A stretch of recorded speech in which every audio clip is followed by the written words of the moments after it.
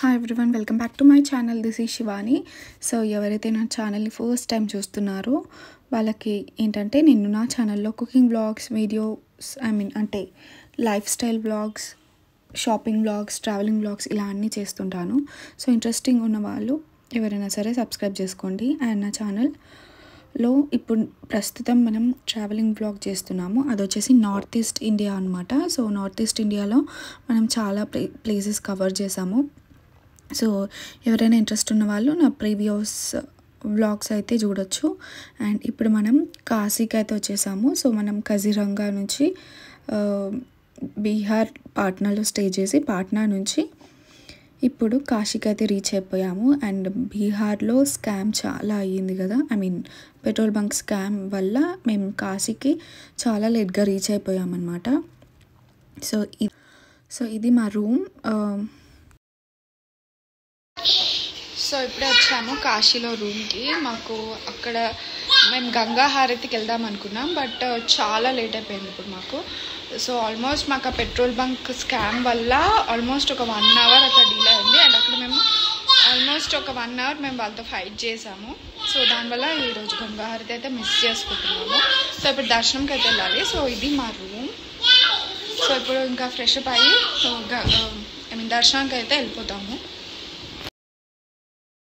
And ఇంకా అట్లా గంగా హారతి టైం ఎట్లాగో అయిపోయింది కదా అని మెల్లిగా రెడీ అయ్యి ఇంకా వెళ్ళిపోతున్నాము.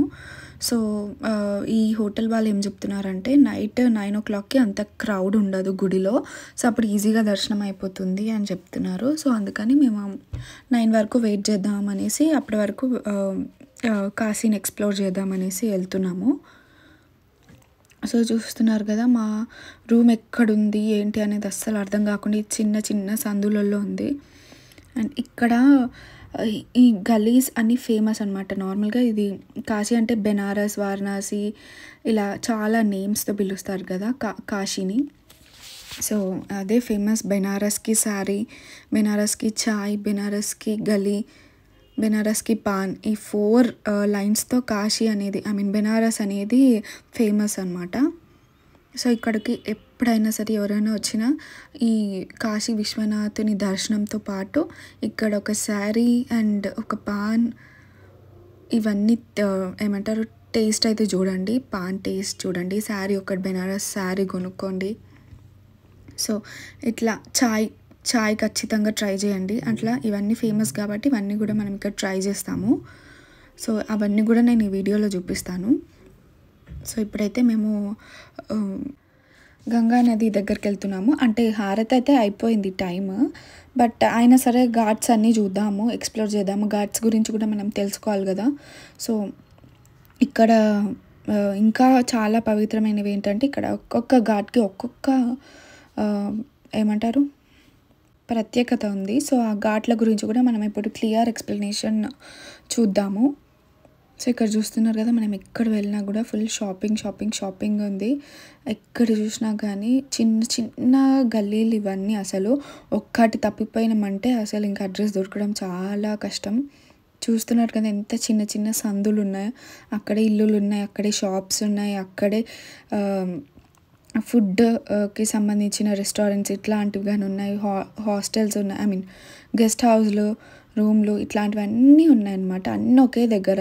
అక్కడే ఇల్లులు ఉన్నాయి, అక్కడే షాప్స్ ఉన్నాయి, అక్కడే రూమ్స్ ఉన్నాయి, అన్నీ అక్కడే ఉన్నాయన్నమాట. చూస్తున్నారు కదా, సైడ్కి షాప్లు వస్తున్నాయి, ఇల్లులు వస్తున్నాయి, గుడులు కూడా మధ్యలో వస్తున్నాయి. ఇంటి మధ్యలోనే గుడులు ఉన్నాయన్నమాట ఇట్లా.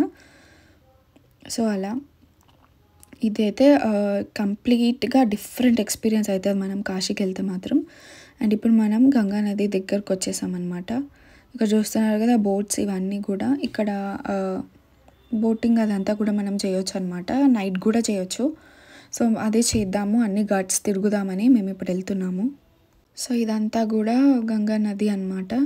సో దీని ప్రత్యేకత ఏంటో అందరికీ తెలిసే ఉంటుంది, నేను స్పెషల్గా ఏం చెప్పాల్సిన అవసరం లేదు.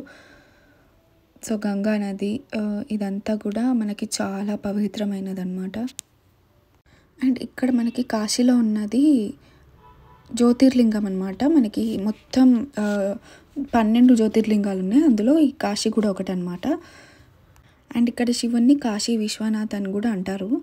సో దీనికి ఇంకొకటి ఏంటంటే బ్రహ్మ విష్ణు లో ఇద్దరిట్లో ఎవరు గొప్ప అని ఫైట్ చేస్తున్నప్పుడు శివుడు ముల్లోకాళ్ళల్లో ఒక పెద్ద జ్యోతిర్లింగం లాగా చేస్తాడనమాట. ఒక స్తంభం లాగా కింది నుంచి పై వరకు అలా ఉంటాడనమాట. సో అప్పుడు బ్రహ్మ స్టార్టింగ్ అనుకోవాలి, విష్ణుమూర్తి ఏంటంటే ఎండింగ్ అనుకోవాలన్నమాట. సో అలా విష్ణుమూర్తి పంది రూపాన్ని ధరించి కిందికి వెళ్తాడు, స్తంభం కిందికి వెళ్తాడు. అట్లనే బ్రహ్మ హంస రూపాన్ని ధరించి పైనికి వెళ్తాడు. బ్రహ్మదేవుడు అప్పుడు అహంకారంతో కాటుక పువ్వును సాక్షిగా చేసుకొని అంతం కనుక్కున్న, స్తంభం కనుక్కున్నా అని అబద్ధం చెప్తాడు. బట్ విష్ణుమూర్తి ఏంటంటే నిజాయితీగా తను దిగువ కొనను కనుక్కోలేదనేసి నిజాయితీగా ఒప్పుకుంటాడనమాట. సో అలా విష్ణుమూర్తి ఒప్పేసుకుంటాడనమాట. సో అట్లా అయినప్పుడు శివుడు కోపోద్రిక్తుడై భైరవ రూపాన్ని ధరించి బ్రహ్మని శపిస్తాడనమాట. అంటే నువ్వు ఎక్కడ కూడా పూజలు అందుకోవు అనేసి, అంటే బ్రహ్మదేవునికి ఎక్కడ కూడా పూజలు తను అందుకోవద్దు అని చెప్పేసి శపిస్తాడు. అలాగే విష్ణుమూర్తిని ఏంటంటే శివుడితో సమానంగా పూజలు అందుకుంటావనేసి ఆశీర్వదిస్తాడనమాట. సో అలా విష్ణుమూర్తి నిజాయితీకి శివునికి సమానంగా పూజలు అందుకుంటాడు. అది ఇక్కడ ఇంకొక స్టోరీ అన్నమాట. సో మనకి నిజంగానే ఇక్కడ బ్రహ్మదేవుడి గుడిలు చాలా లేవు, ఉన్నది కూడా ఒక్కటే. అది కూడా నేను ఛానల్లో చేశాను, బట్ అక్కడ పూజలు అయితే అవ్వవు, జస్ట్ దర్శనం చేసుకొని రావడమే. అండ్ ఆ బ్రహ్మదేవుని గుడి ఎక్కడుంది ఏంటి అనేది కూడా నేను నా ఛానల్లో చేశాను. సో అది కావాలంటే వెళ్ళి చూడండి. సో మేము ఇప్పుడైతే ఇక్కడికి వచ్చేసాం కదా. సో మేము ఇక్కడ బోట్ మాట్లాడుకున్నాం అనమాట. మనకి ఇది 1200 పట్టింది బోట్ మొత్తం. అన్ని ఘాట్స్ కూడా తిప్పి ఎక్స్ప్లెయిన్ చేస్తారంట వాళ్ళే. అంటే ఏ ఘాట్కి ఏంటి విశేషం, ఏంటి ప్రత్యేకత అనేది వాళ్ళే ఆ బోట్ పర్సన్ ఎక్స్ప్లెయిన్ చేస్తాడు. సో మనకి ఇక్కడ మోటార్ బోట్ ఉంటుంది, ఇట్లా హ్యాండ్ బోట్ కూడా ఉంటుందన్నమాట. సో బట్ మనం హ్యాండ్ది తీసుకున్నాం, ఎందుకంటే క్లియర్గా మనకి అది వినిపిస్తుంది కదా, మోటార్ సౌండ్కి అది వినిపించదు అని చెప్పి వాళ్ళే సజెస్ట్ చేశారు. సో అలా మేమైతే బోట్ పైన బోట్ మీద వెళ్తున్నాము. ఇప్పుడు అన్ని ఘాట్స్ కూడా మనం ఇప్పుడు ఎక్స్ప్లోర్ చేద్దాము. కొంచెం వాయిస్ సరిగా వినిపించకపోతే అడ్జస్ట్ ఇగ్నోర్ చేయండి, ఎందుకంటే తను చెప్పేదానికి కొంచెం నాయిస్ అదంతా కూడా వస్తుంది. మ్యాక్సిమం తను చెప్పేది నేను రికార్డ్ చేసి పెట్టాను, అవన్నీ కూడా మనం ఇప్పుడు చూద్దాం. సో ఇక్కడ ఏంటంటే లైఫ్ జాకెట్ అనేది వేసుకోవాలి, ఎందుకంటే సేఫ్ సైడ్ ఉంటాం కదా, ఒకవేళ పడిపోయి. సో సేఫ్టీ ఫస్ట్ ప్రయారిటీ ఇచ్చుకోవాలి మనం ఎక్కడికైనా సరే.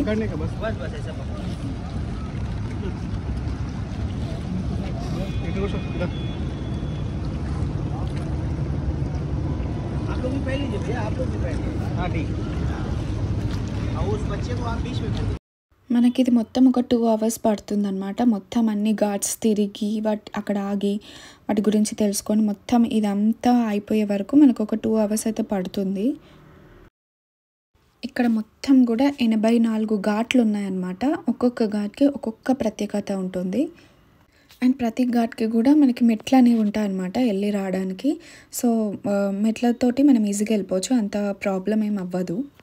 ఇక్కడ చాలా ఘాట్లు ఏంటంటే స్నానాలు పూజలు అక్కడ అవుతూ ఉంటాయి అన్నమాట. బట్ మణికర్ణిక అండ్ హరిశ్చంద్ర ఘాట్లో మాత్రం దహన సంస్కారాలు అవుతుంటాయి అన్నమాట. అక్కడ ఆ 2 ఘాట్లలో మాత్రం దహన సంస్కారాలు చేస్తుంటారు.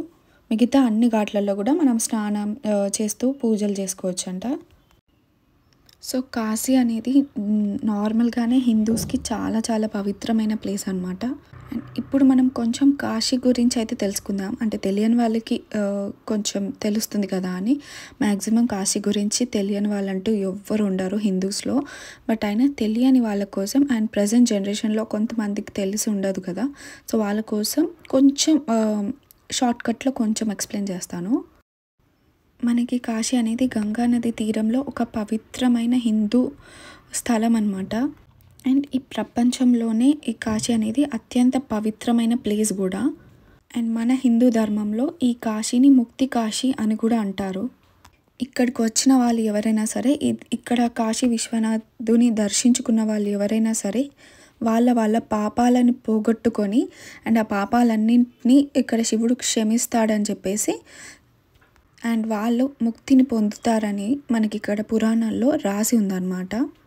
సో మనకిక్కడ కనిపిస్తుంది కదా, ఇక్కడ లైట్స్ వేసి వెనకాల ఇక్కడ సైడ్కి మనకి ఫుల్ లైట్స్ ఉన్నాయి కదా, అక్కడే గంగా హారతి అయ్యే ప్లేస్ అనమాట.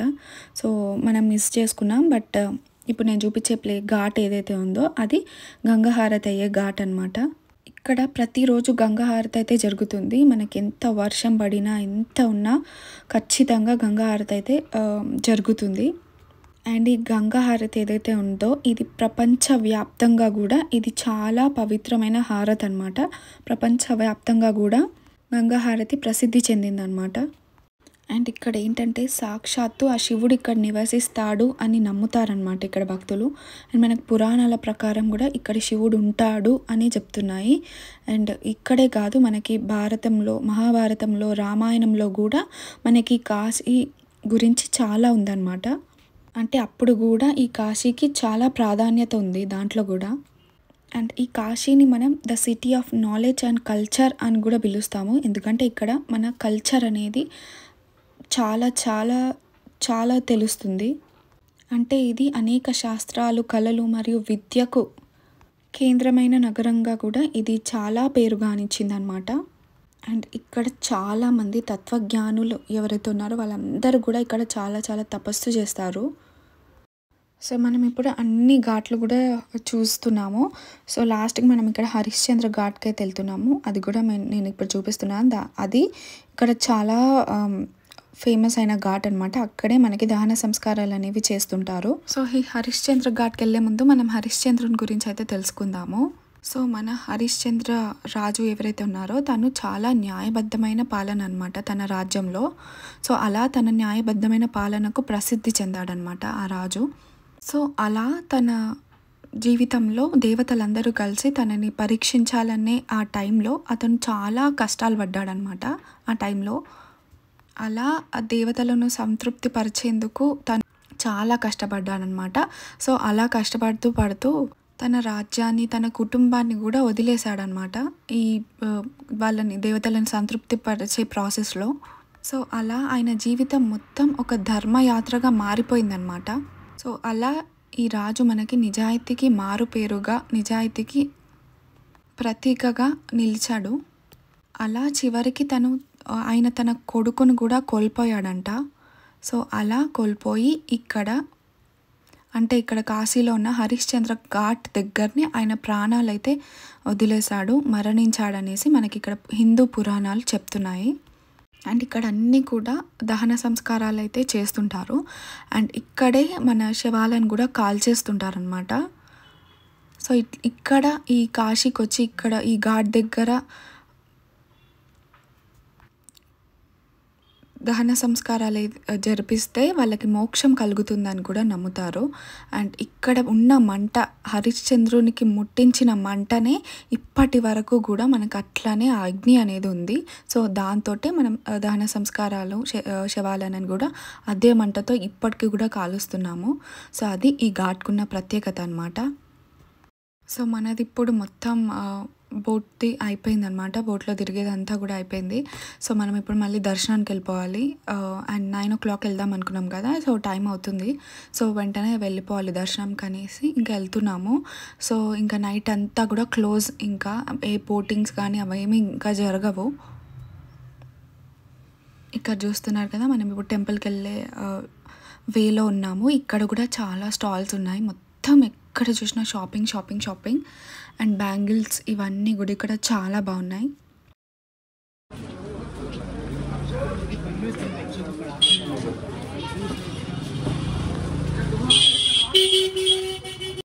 సో మనం ఇప్పుడు బయట ఉన్నామన్నమాట. గేట్ నెంబర్ 4 దగ్గర మేము ఎంటర్ అవుతున్నాము. సో మనకి ఇక్కడ బయట అనేది స్క్రీన్ అవుతుంది. సో లోపల ఏమవుతుందో అదంతా కూడా మనకి లైవ్ చూపిస్తారు ప్రొజెక్టర్లో బయట. అండ్ గుడి లోపల కూడా మనకి ఇక్కడ లైవ్ అనేది చూపిస్తున్నారు. సో మనం ఇక్కడ ఇంకా మంచిగా క్లియర్గా చూడొచ్చు అనమాట. అండ్ ఈ లోపల గుడిలో గూడా మనకి చాలా డెవలప్ అయిపోయిందనమాట. గుడి కూడా మంచిగా రీకన్‌స్ట్రక్ట్ చేశారనుకుంటా. దీన్ని మొత్తం డెవలప్ చేశారు. లోపల చూస్తున్నారు కదా! చాలా బాగా అయిపోయింది.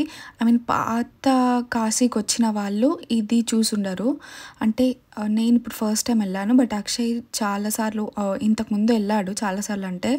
సో, అప్పుడు ఇలా లేదంట. అంతా ఇళ్ళ మధ్యలోనే చిన్నగా గుడి ఉంటుండే అంట. ఐ మీన్ ఒక 4, 6 ఇయర్స్ ముందు అట్లా ఎళ్ళాడు. సో, అప్పుడు ఇలా లేదంట. చాలా చిన్నగా ఇంటి మధ్యలో నుంచే లైన్ కట్టుకొని దర్శనానికి లైన్స్ లాగా నిల్చునేవాళ్ళంట. బట్ ఇప్పుడు చూస్తే ఇది చాలా పెద్దగా అయిపోయింది. అండ్ మనకి లోపల వీఐపీ లాంజ్ సర్వీసెస్ కూడా ఉన్నాయి. సో, ఎవరైనా కావాలనుకునే వాళ్ళు ఆ లాంజ్‌లో కూడా స్టే చేయొచ్చు. బట్ దానికి ఎంత ఉంటుందో టికెట్ అది తెలీదు. సో, మనం ఇక్కడ స్పెషల్ దర్శనానికైతే వెళ్తున్నాము. ఇక్కడ మనం టికెట్స్ తీసుకోవాలనమాట. సో, ఆ టికెట్స్ కలెక్ట్ చేసుకోవడానికనే వెళ్తున్నాము. సో, అలా మా దర్శనం అయితే చాలా బాగా జరిగింది. అండ్ అక్కడ శివుడిని దర్శించుకొని ఇంకా చాలా చాలా మంచిగా పాజిటివ్ వైబ్స్, ఒక ఎనర్జీ అనేది మేము ఫీల్ అయ్యాము. అండ్ ఇప్పుడు మనం కాశీలో ఫేమస్ చాట్‌కొచ్చేసాము. సో, అది నేను నెక్స్ట్ వ్లాగ్‌లో క్లియర్‌గా చూపిస్తాను. ఇక్కడ ఐటెమ్స్ ఏంటి అనేది. అండ్ ఈ వ్లాగ్ నచ్చితే మాత్రం సబ్స్క్రైబ్ చేసుకోండి. And like, share and comment.